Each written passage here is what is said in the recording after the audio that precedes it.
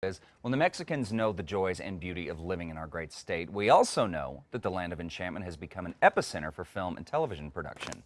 Now, the New Mexico Film Foundation is marrying both into a unique project calling on all New Mexicans to break out their cameras, whatever kind of camera we have. Right. So here with us now, we're talking with Ann Sterling, executive producer of Life in New Mexico Media Project, and Dirk Norris, president and CEO of the New Mexico Film Foundation. Thank you for joining us this morning. Thank you so much. So excited about this. So, Ann, first tell us what the Life in New Mexico Media Project is all about.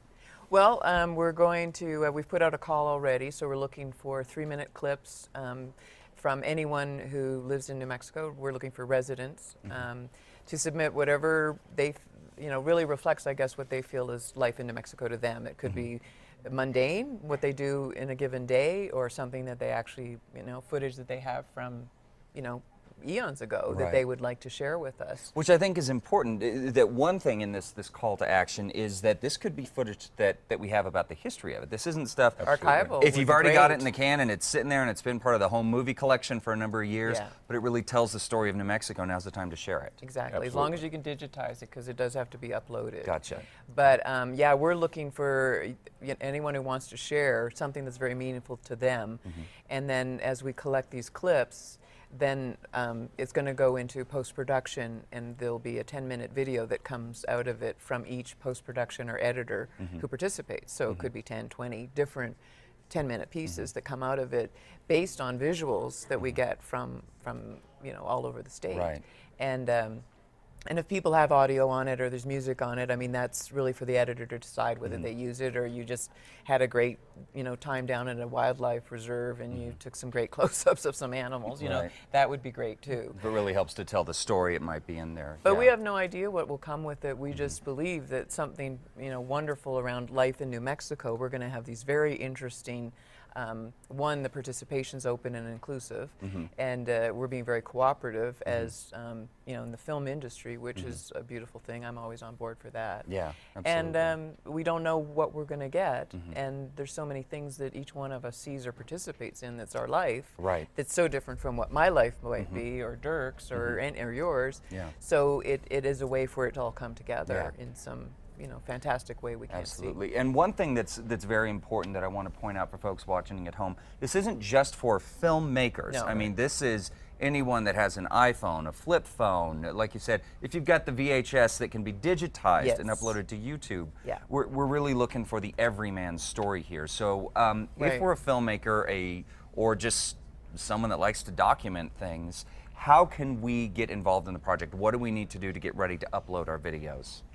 Well, I guess you either go through what you've got, or even if your grandma is got a great photo album, and you could do a video of some of those pictures. Oh, gotcha. Again, you've got to have permission. We can't use people in it that they haven't said, "Oh my gosh, why am I there?" But what we're doing now is getting people to look through what you have, or go out and take 3-minute video of just what you see every day that you didn't realize how special it was. And whether it's the birdies in the feeder, or it's your kids, or whatever it is that you do. And then on the 15th of March at 12:01 a.m., I guess, you can submit online at the New Mexico Film Foundation website. And your clip would have to be available through a link to YouTube or Vimeo or something. And then so that we're going to have screeners from all around the state too that volunteer to just make sure production values, it's not all fuzzy or wiggly or something, and it has to be family friendly. Right. And you guys will you have a lot of post-production on this, which, Dirk, this is part of the reason that we're doing this, is to bring attention to all those folks in Hollywood or wherever that about post-production. We're very famous for having a huge crew base here, but we've also got a great post-production environment here in New Mexico.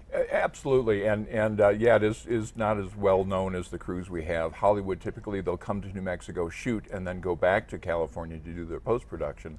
But we have a wonderful number of post-production companies here in New Mexico. So this project is designed to bring attention to them and shine a light on them.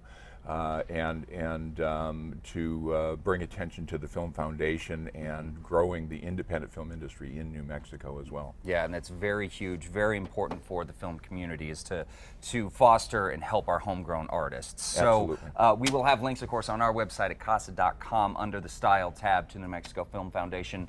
A lot of instructions, very comprehensive instructions on your website. So everything you need to know, we'll have links to. Guys, thank you so much for doing this. Thank you. Thank Very you. exciting. Thanks for having us. Thank you. Exciting, yeah. Thank you.